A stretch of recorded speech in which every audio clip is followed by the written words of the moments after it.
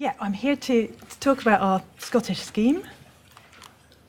And I guess it's important to emphasise that our scheme, like the others we've talked about already this morning, is an industry-led scheme.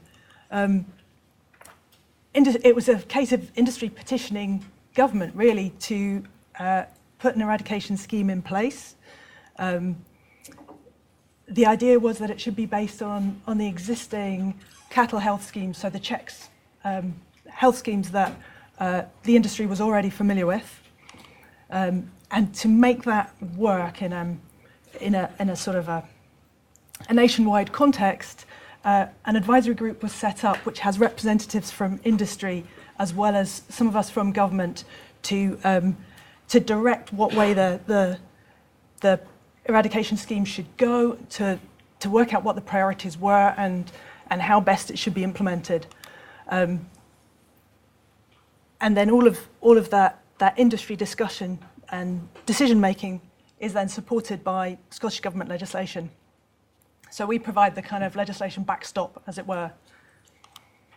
So the scheme has it's worked on a phased approach. It started after a lot of consultation, started in September 2010 with a voluntary scheme that had a little bit of government cash to contribute towards testing costs for people who wanted to take up the scheme at that point.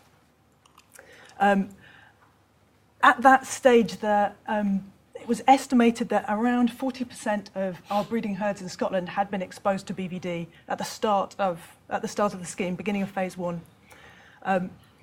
So the next step was a while later, about 18 months later, 2.5 years later even, was mandatory screening. So it just made the voluntary step mandatory.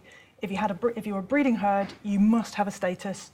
There were a number of ways, a number of different testing options that the farmers could choose. Paul's already alluded to the fact that different testing approaches are appropriate for different herds. So there was quite a wide range of choice at the beginning.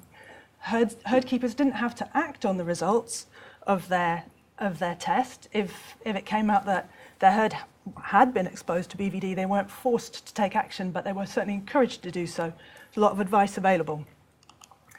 And so at the start of voluntary screening had got us down to around 30% of herds being showing exposure to BVD. And so moved on a year later, the scheme was stepped up with the start of slightly more strict controls, so that if you found a PI through your screening efforts, you must not move it anywhere except direct to slaughter. You can keep it on the farm for as long as you like, but you cannot send it to a destination where there are live cattle. So we got down to around 20% of herds being exposed at the start of phase 3.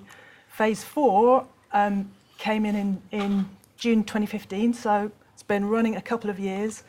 And phase 4 brought in a lot more enforcement. It was our big step towards kind of forcing people to comply. The scheme started very much, it is a collaborative effort, and it started off with much more carrot than stick. And like all these eradication schemes, as we progress through, we get stricter in order to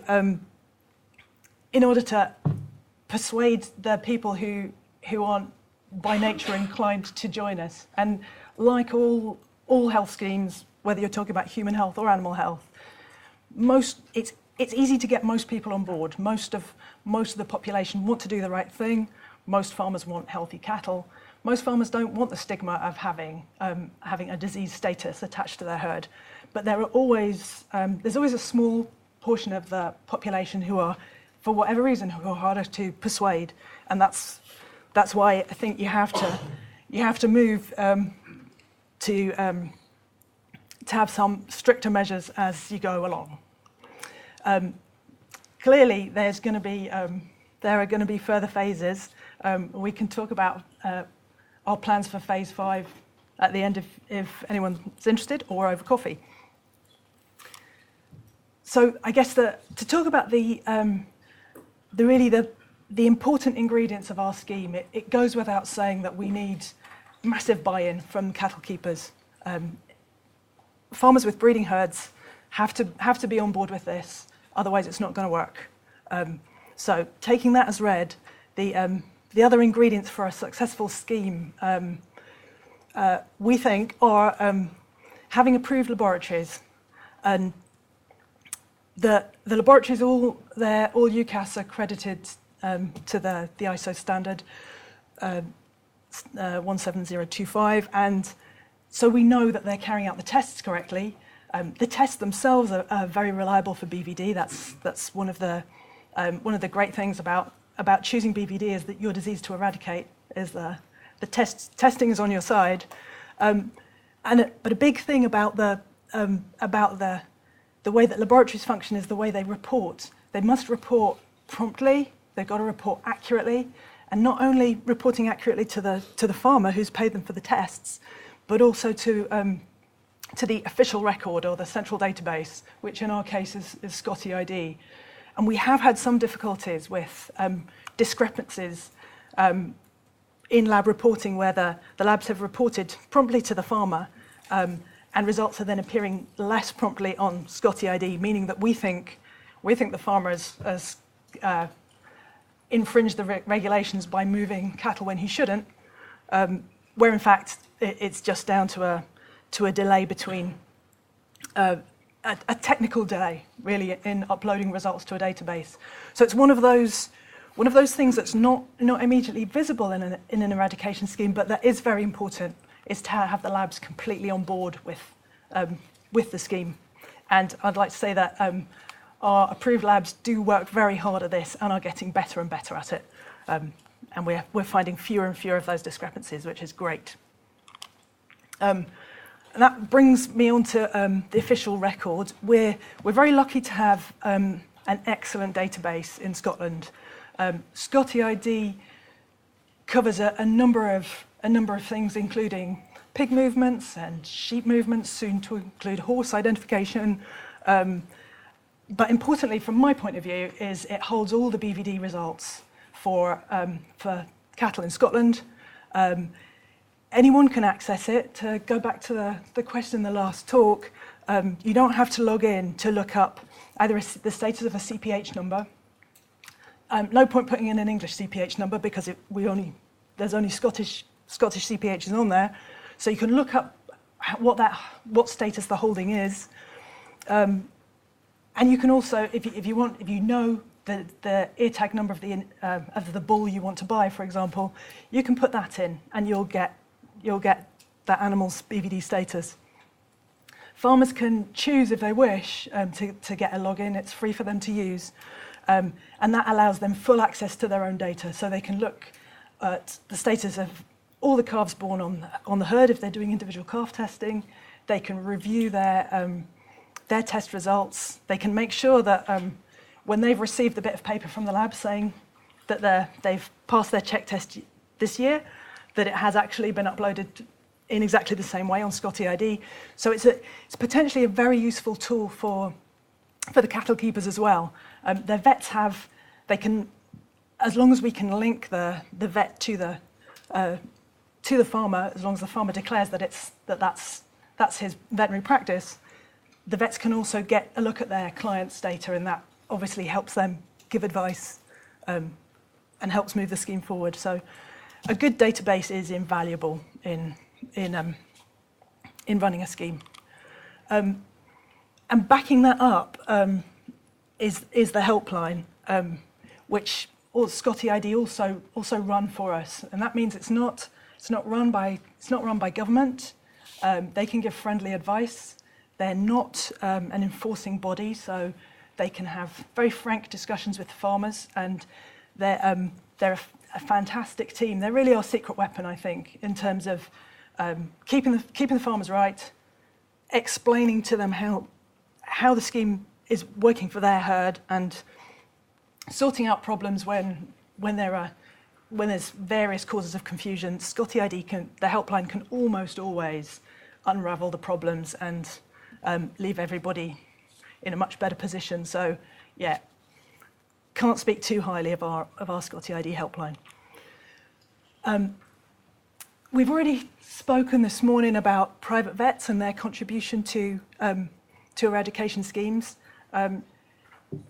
Farmers will almost always say that their vet is their source of information on disease control in general and BVD in particular. So we absolutely rely on our vets in practice to be on the ball with BVD. There is online CPD which is free for them to use, and I think if there's a variation in interest amongst vets in practice across the country. Some are very, very switched on to BVD and give very proactive, excellent advice. For others, it's a lower priority, and I know that that's an issue for us in the policy team and the BVD advisory group to keep BVD at the top of the agenda for private vets going out to see cattle clients. So just to kind of finish off with, to give you a kind of a quick snapshot of our progress, this is a map of Scotland in 2013 showing the exposure to BVD in the different counties. So the pale colours mean very little exposure, and you can see Shetland, which has operated an eradication scheme for years, is 0% up there, which is the rest of us aspire to, and the darker colours are the more problematic areas. It won't surprise you to hear that the dark colours more or less map to the areas of high cattle population. That's what you would expect, and that's certainly true. So we have a much bigger problem in the southwest of Scotland because that's the bulk of the cattle population, because it's where lots of the grass grows. Bit of a problem up in Aberdeenshire, because again, big cattle area, lots of cattle dealers in that part of the world, which may or may not be part of the picture. So that was the situation in 2013. In 2014, you can see that the southwest is still the worst, but there's a general kind of reduction in colour intensity across the map. That's 2016. We've made some big strides. Still having problems with Wigtonshire. It's still a literal black spot on this map. And then in January this year, we were delighted to see that we could stop blacklisting the southwest. They're improving visibly, as is the rest of the country. So, although these eradication schemes never move as quickly as you would like them to, we are making progress, and that's thanks really to really good engagement from our cattle keepers, supported by their vets. So, thank you very much. Thank